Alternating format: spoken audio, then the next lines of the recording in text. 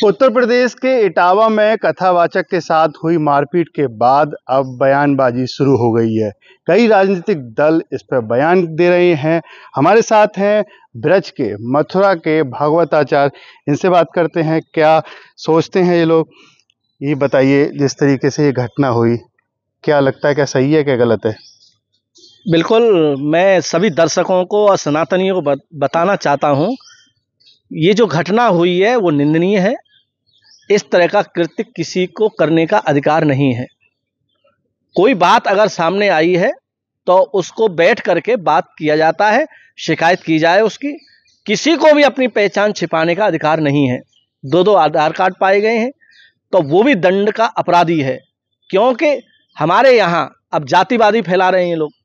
अखिलेश जी, जब हमारे यहाँ मथुरा में एक मुस्लिम पकड़ा गया था, उसका टारगेट था 50 लड़कियों के साथ मैं सेक्स करूंगा, तो 23 पे पकड़ा गया वो। उस पर कुछ नहीं बोले अखिलेश जी।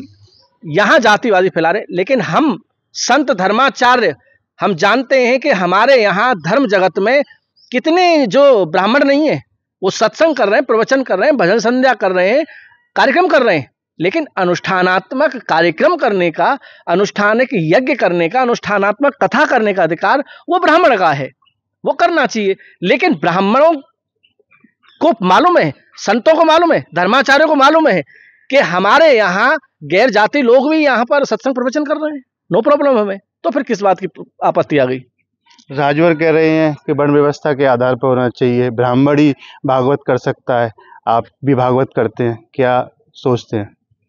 देखिए, जहाँ तक जाति की बात है तो हम तो एक बात कहेंगे यादव समाज से कि हमारे पुरखा, यादवन के पुरखा पूर्व यानी भगवान कृष्ण की कथा कर करके देश और विदेश में भारत को नाम, सनातन को नाम ऊंचो कर रहे हैं। तो वर्ण व्यवस्था की बात तो या हमारे खत्म है जाए कि हम लोगों ने जो हमारे ठाकुर को प्यारो है वो हमारो प्यारो है। लेकिन काकभूषुंडी ने खुद कही कि मैं कौन हूं, है कि नहीं? यादवन में क्या, मैं तो शेकोहाबाद के साइड में अभी कथा करके आया हूं, और यदुवंशी वहां के जितने भी लोग हैं प्राय मेरे शिष्य लोग हैं। वो हम लोगों ने कथा करा में, यादव जो कथा करवे वाले हैं वहां, वो मेरी कथा में आए, हमने उनको माला पहनाई। तो जाति वर्ग की बातन ने करवे वाले केवल ये वो ही कर रहे हैं जिनको अपनो राजनीतिक स्वार्थ पूरा करना है। हम लोगों ने जब रहीम और रसखान की और स्तुति गायबे में परेजनाएं की हो, तो यादव कथा करे में कोई दिक्कत नहीं है।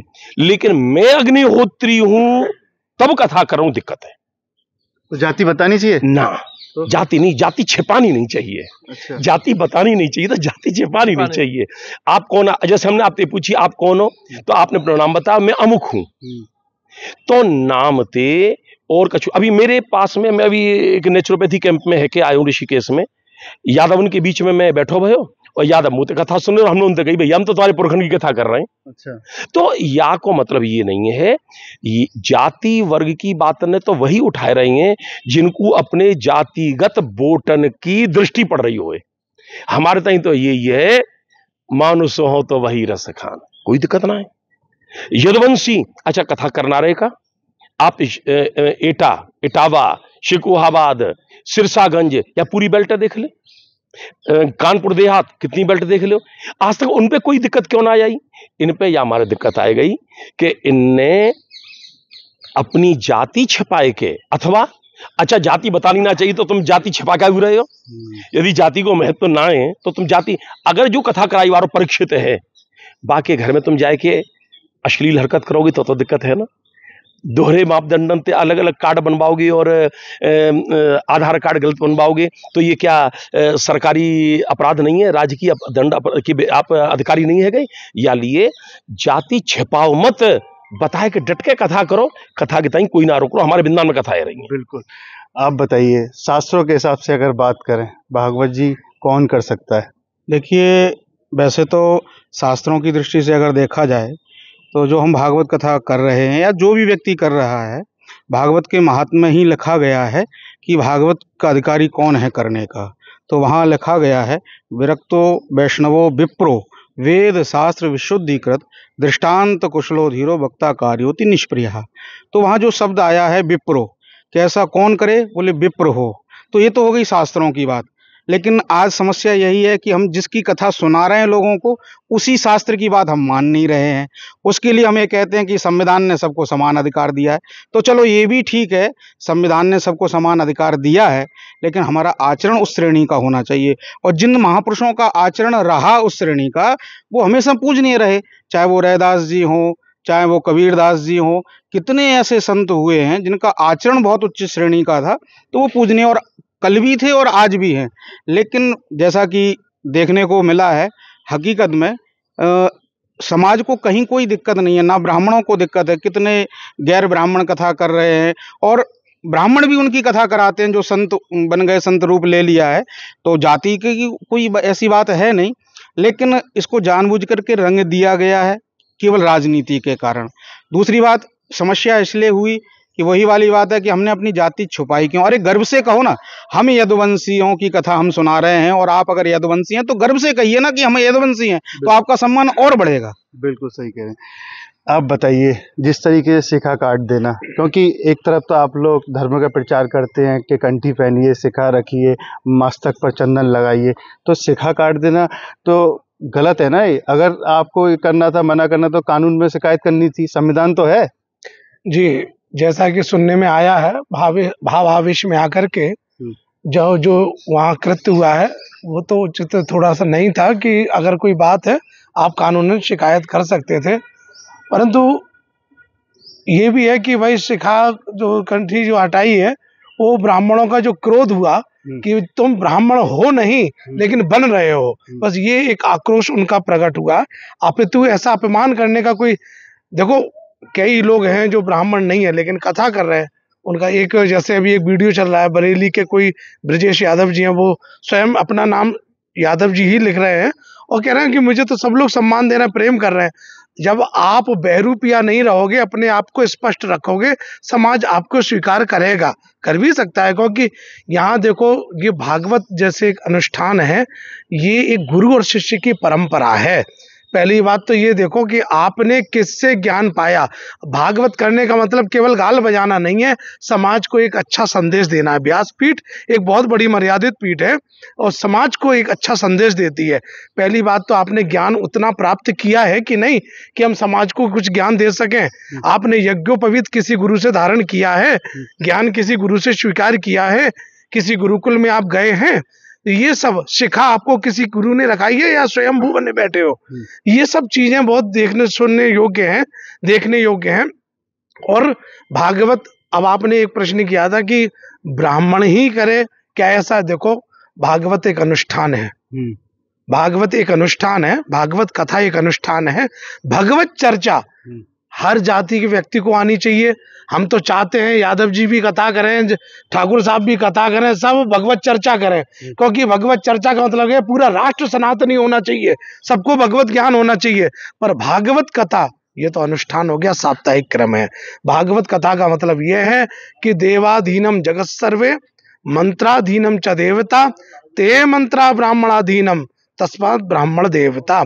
ये पूरा जगत देवताओं के अधीन है, देवता मंत्रों के अधीन है, मंत्र ब्राह्मणों के अधीन है, इसलिए ब्राह्मण पूज्य है, श्रेष्ठ है। हम चाहते हैं इसको बहुत ज्यादा हवा ना दो, बहुत ज्यादा एक अफवाहों का दौर ना फैलाओ, इसको बांटो मत। एक मर्यादा बनी हुई है, यादव ठाकुर ब्राह्मण सब एक दूसरे के बहुत प्रेमी हैं और ये प्रेम बना रहने दो। राजनीति का स्तर इतना ना गिराओ कि इंसान को ही खाने दौड़ रहा है, मारने दौड़ रहा है। बिल्कुल सही कह रहे हैं आप। ये बताइए, ब्राह्मणों की बात कर रहे हैं कि ब्राह्मण, तो ब्राह्मण जन्म से है या फिर कर्म से ब्राह्मण होना चाहिए? निश्चित रूप से आपने बहुत अच्छी बात कही, जन्म से ब्राह्मण है, कर्म से ब्राह्मण है। जिसका ब्राह्मण कुल में जन्म हुआ है वो तो ब्राह्मण है ही, और जन्म न जाए तो गुरु, ब्राह्मण जन्म से गुरु है, ये भी आपको सबको याद रखना होगा। कर्म से ब्राह्मण, जिसके कर्म ब्राह्मणों के जैसे हैं, अर्थात नीति पर चलना, शास्त्रों की चर्चा करना, शास्त्रों के विषय पर अपने विषय को रखना, ये ब्राह्मण कर्म है।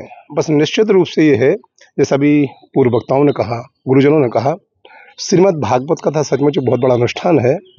और भागवत कथा रूपी इस अनुष्ठान के लिए यदि व्यास गादी पर बैठ कर के ब्राह्मण देवता करेंगे तभी उसका फल प्राप्त होगा।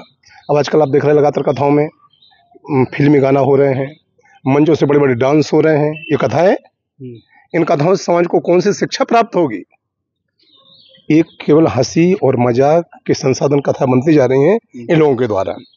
गुरुकुल से, गुरु पद्धति से जो कथाएं हो रही थी, आज भी हो रही हैं महापुरुषों के द्वारा, उन्हीं कथाओं का प्रचार प्रसार संसार में होगा और उन्हीं से कथाओं का प्रभाव पड़ेगा, सनातन उससे आगे बढ़ेगा। जो नाचेगा गाएगा, जो फिल्मी गाने होंगे, उनसे कथा का क्या प्रभाव पड़ेगा? तो मैं उनसे पूछना चाह रहा हूँ जो जातिवादी का ये रूप फैला रहे हैं, वो ये बताएं कि कौन से गुरुकुल में रहकर के आपने भागवत की पढ़ाई की है। यदि आपने गुरुकुल में रहकर के भागवत की पढ़ाई की है तो निश्चित रूप से भागवत की कथा करो। तो ये कैसे देख पाएंगे कि उन्होंने गुरुकुल में पढ़ाई की नहीं करी है, कि कहीं शिक्षा ग्रहण करी? वो तो आए और भागवत करने लग गए, तो इसका प्रमाण कैसे मिल पाएगा आप लोगों को? नहीं, गुरु देंगे, निश्चित रूप से गुरु देंगे। ये लोग हो क्या रहा है, कथा जैसे मैं आपको बहुत अच्छे से बताने जा रहा हूँ। किसी का बालक 10वीं फेल हो गया, 12वीं फेल हो गया, अब उन्होंने देख लिया कि ये तो अब कहीं किसी लायक बची नहीं, किसी नौकरी के लायक नहीं बचा, किसी फैक्ट्री के लायक नहीं बचा, तो उन्होंने देख लिया ये ब्राह्मणों का साधन बहुत अच्छा है, ये बहुत अच्छी जगह है, यहाँ पर धोती कुर्ता पहन लो, तिलक लगा लो, चोटी रख लो और व्यास गादी पर कथा सुनाने लगो। तो कथा कोई हंसी मजाक थोड़ी है। जिनको भी व्यास गादी पर बैठना हो, मैं तो आपके चैनल के माध्यम से कह रहा हूँ महापुरुषों के समक्ष, जो भी व्यास गादी पर बैठे पहले अच्छे सदगुरु के सानिध्य में जामे। सदगुरु यदि आपको हस्ताक्षर कर देवे कि हाँ पे व्यास गादी पर बैठने के लायक है, तो आप व्यास गादी पर बैठो, नहीं तो भागवत कथा की महिमा को खंडित मत कराओ। मैं बताना चाहता हूँ, आपने जो पूछा कि उनको कैसे प्रमाण मिलेगा कि गुरु परंपरा से पढ़े ज्ञानी है, सबसे बड़ी बात मैं बताना चाहता हूँ कि जो वास्तव में गुरु होगा, ज्ञानी होगा, उसका ओज, उसका एक बोलने का लहजा और उसके श्लोक के उच्चारण और उसके श्लोकों की व्याख्या, जन्माद्यस्य यतोन्वयाद् इतरतश्चार्थे सुविघ्न स्वराट, ये श्लोक है भागवत का प्रथम श्लोक।